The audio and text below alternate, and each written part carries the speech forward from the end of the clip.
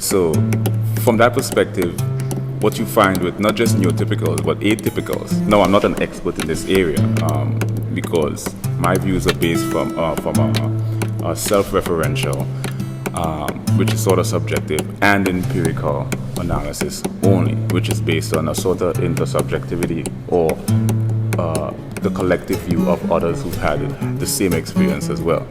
And what I've observed is no two atypicals, even if you look at it from a parapsychological approach or psychopathology, no two of the same bipolar or mania share the exact same phenomena.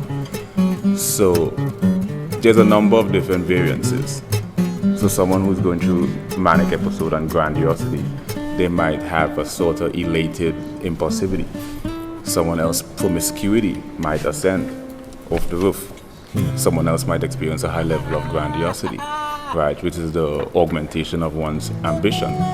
So it's hard to put it into perspective in terms of what are the commonalities they share. But what you do find is they share commonality across the board in terms of their emotional attributes, in terms of impulsivity, disinhibition, grandiosity, pathological compulsion, and promiscuity.